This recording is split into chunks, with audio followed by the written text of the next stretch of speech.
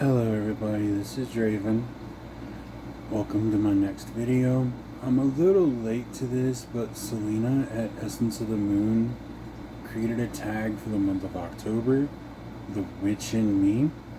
And it was a very interesting tag and had a lot of interesting people doing it. And I learned about a lot of our YouTubers. So I figure better late than never. So I'm going to go ahead and jump right into it. Who was the first witch that you saw in yourself? Me, I began as somebody that was playful, a lot of experimenting with energy. I thought my first path was going to be that of a druid, but I kind of drifted away from that. It felt good for a while, until what I was finding just didn't feel like there was any depth to it or substance for me. It may be something I revisit in the future, but for now, I'm not really sure. The next question, how were witches in your ancestry treated, hidden, prosecuted? How were they treated? Oh man, this one, there's a lot to it. Growing up, my family were Southern Baptist evangelical. A lot of my family is from southeastern Kentucky. So there's old granny magic, Appalachian hoodoo, conjure, different lore that still persists. But if you dare call it magic or call it anything other than just what they've done for generations, you will get the side eye, and in some cases, somebody may grab a switch. But magic and witchcraft is something that is not talked about, and if it is generally mocked. Something looked down on, joked.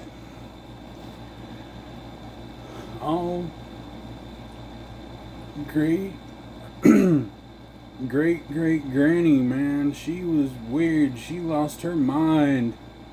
She used to do this, and this. It's like, you fool. She used to put this herb, and this herb in the stews in the winter because it had protective qualities. But you don't see that. You just think it's there because it tastes good. And some of the things that you would eat didn't taste good. But today, like, the magic and witchcraft still persists. I have family that have paint blue roofs on their front porches. Or they have bells hanging off their front doors. Yeah, it's a notification if something intrudes, but that sound is also supposed to keep off the fairy peoples or other unseen visitors. It's a lot to unpack and a lot there. I have northern England and Irish ancestry, and they had a lot of they had witch trials and stuff. A lot of persecution. But also a lot of times in those cultures where the witch or the not medicine person, that's different culture, sorry. But the local healer would be sought out, and well, it'd be that old granny pottering over the moors and through the peat bogs looking for this herb or that herb to mix with the bark of this tree or that tree. You had something going on that was concerning you, you'd go see old Hattie, and Hattie would try to fix you up. Number 3, do you believe you had past lives as a witch? If so, what year it calls to you? Oh, yeah. I believe I've had several past lives as a witch or a magician. I'm curious about a couple of past lives in the Elizabethan era. I have this weird connection to John Dee, and I don't know how to explain it, Don't know why, but the work he was doing, the Enochian magic, it intrigues me, and it also kind of weirds me out in some ways. But it's stuff that I'll have to kind of get into to understand why. There are several eras that call to me, and the first Elizabethan era is just one of them. The other being the Victorian era of England. And I feel like I had a past life in like northern Scotland or Norway where I was involved in magical practice. I know I had a past life in Egypt where I was a priest. I died in my temple due to a shifting sand dune, and I was buried within the sanctum. That was a very interesting past life. I think I may have been a priest of either Sechet or Thoth. That's one I'm going to need to dig into a little bit more and just see what I can find. Number 5. Have you ever felt gatekept or told you are not a witch? Yes, I have, and it hasn't been anybody actively in the witchy community on YouTube. The YouTube community's been great and just accepts me for being who I am. And although sometimes that little voice in the head comes up, like, oh, you don't belong here, you don't fit in, because you're a guy, you don't fit in. And I haven't really experienced that too much within the community, or if it's been directed at me, I've not really noticed it. But out in the greater community as a whole, I have experienced it. My wife and I met in person for the first time 10 years ago. 10 years ago. She's a witch too. So we went to a magical shop that weekend, looked around, and I was thinking about buying something. But the whole time I'm in this shop, like, I feel like I'm getting stared down. So I look up and I just see the cashier, which is the person that owns the store, just glaring at me. Well, and just the way she was looking and her posture, it's like straight, like rigid, tense, and just staring, like arms kind of crossed in front of him, or in front of them. It's like, we don't want you here. So I left. My wife and I have not been back to that shop since. And it sucks because it was a nicely decorated shop. And yeah, I know I am a huge dude. And I can easily just inadvertently bump something. But if it looked like I might not fit comfortably between item one, like space 1 or 2, I wouldn't go in the middle. I don't know why she was glaring at the time. But since then, I've learned about that shop and that shop owner, and it tracks. Which archetype speaks to you the most? The healer, the seer, the hedge walker, the midwife, or the death worker? Honestly, all of them except for the midwife. I can very easily walk the hedge and just slip from one side to the other. Like that. Death walker, I've walked into death. I have walked spirits through a cut doorway in between life and death to family waiting on the other side. I have profound affinity for helping souls cross over. I've helped, God, like 30 children cross from this plane of existence to the next one. And it's something I've kind of gotten out of in my practice, and I want to pick it back up because it was fulfilling. I have a notebook somewhere with information about each of the children, and including what era they remember being alive in, what they liked doing as they were living, what they liked to do when they were with my wife and I, and then the date that they went on. We would help them heal the little traumas that kept them trapped here, and help them get ready to go to what they were meant to be next. And it was fulfilling. Hearing of people doing that is rare, but I've met a few people over the years that do it, and it's an important task to have. And I like to kind of lean into the wise old sage role too. I like talking about magic and discussing things with different people. Maybe we do go down a rabbit hole. The next question is, how do you deal with fear or that voice inside your head telling you that you're not a witch? Sometimes I deal with it better than others. And honestly, that imposter syndrome and that negative voice sucks. But it's something that we all have to deal with, and I'm getting better at it.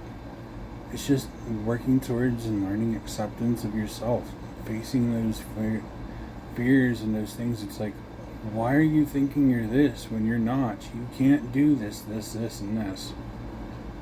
And then realizing, yes, I can do this, and this. I have done those things, or I've done crazier things.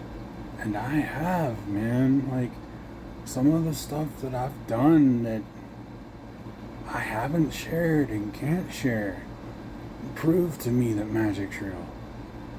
It proves to me that these certain things can be done. If someone or something wants to persecute me for being who I am, so be it. That's on them. It's got nothing to do with me. If I'm persecuted for being a witch, then I'll be right there with all the other misfits and outcasts that I was among anyway. And it's just something that we'll face when it comes. It may be coming and it may not be. I have my community, I have my friends, my family that I check on. Question 8. What is a time that magic has revealed itself to you in an undeniable manner? Gosh. One instance that really sticks out to me. My family used to take the 4 of us boys camping a lot. And we would camp with people from the fire department, and we would go on hikes. I couldn't have been 10 years old, and I was I was on a hike with one of the firefighters and his family and his daughter, my friend, and we're hiking, and it's been kind of a long walk. And we'd come around this corner in the woods, and there's this pond with a bat house. It's getting towards sundown, so the sun's low in the trees, and there's an owl standing there. Living where I grew up and camping where I did, you might hear an owl once a weekend, maybe less, but you never, ever see them. Ever. It's like a 1 in 1,000, 1 in 10,000 occurrence. You come around and I'm coming around the corner from the trees, got the pond on the left, bat house up on a pole midway through, like in the middle of the pond, and there's this barn owl just sitting there, big yellow eyes, kind of looking around, and he just sits there. The 4 of us watching it, and it watching the four of us. I don't know how long we stood there watching each other, but after a little bit, the owl just jumps up off his perch, flaps his wings and goes off into the trees, and we don't see him. We start walking away down the path, and he calls. Once, twice, 3 calls. Hey, thank you for coming. I wasn't witchy, I wasn't pagan, but that was a magical moment, even to little Michael way back then. Question 10. What wisdom would your inner witch speak to the collective community if they could speak?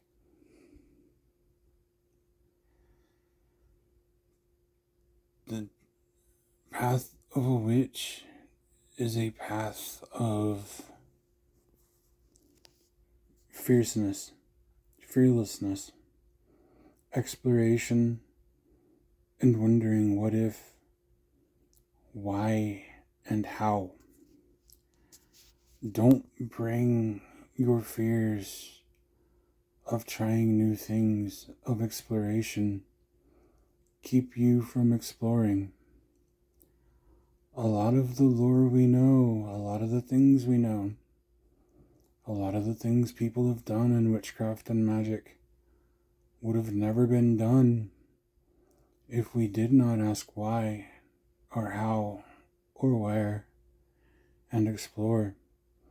If you have a new idea that creates a rabbit hole, don't stand always at the top of the rabbit hole looking down. Sometimes you have got to look down, nod your head, and jump. Sometimes, Alice, you have to go through the looking glass. Of course, have precautions, protections on you, and other things to make you safe on your journey. But don't let those fears of the unknown or the undone keep you from jumping all the time. So, this completes the Witch in Me tag from Celina at Essence of the Moon. I will link her channel and her video in the comments below. I look forward to seeing any responses or any replies and interacting with everybody. Thank you all for watching. May you have a great weekend.